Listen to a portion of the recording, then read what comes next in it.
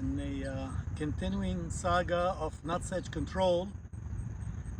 We've done hand weeding, we've done cardboard to control the weeds.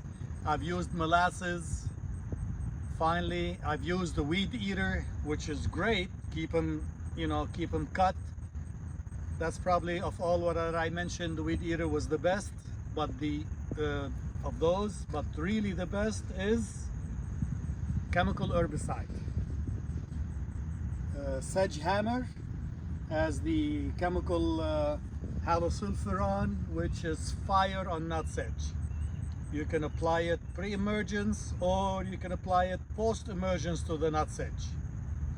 And it's really the best use for it is in lawns because it will control the broadleaves and the nutsedge in your lawn, but it does not affect the grasses.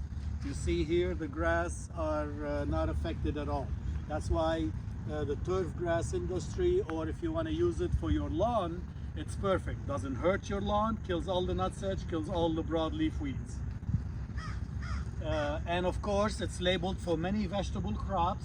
So you see here the eggplant and the tomato that got a little bit of that nutsedge were not hurt at all. Okay, so of course this is weakened, but that's not dead. And remember, for every nut, for every plant you see, there's probably 2 or 3 nuts that are still alive waiting to germinate.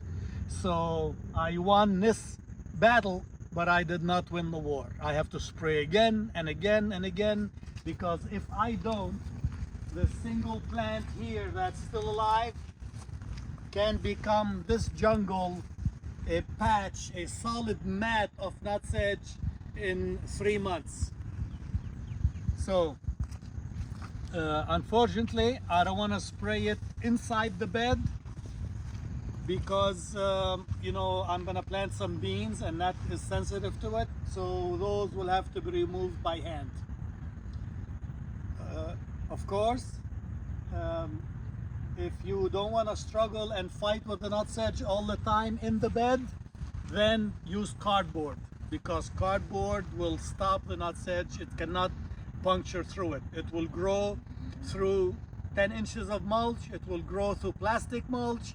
Only cardboard can block it. So two alternatives here is to keep removing them by hand, or put the cardboard and cut a hole where you want to put your transplant, or a slit where you want to plant your row of beans, etc. So and like I said before, that came with the compost.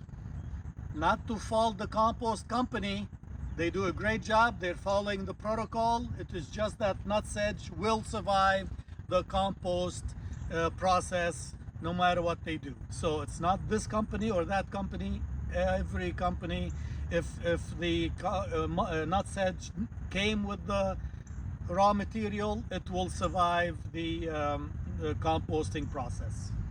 Even if 10% survive, 10% is more than enough to ruin a garden. Okay, so herbicide or cardboard boxes.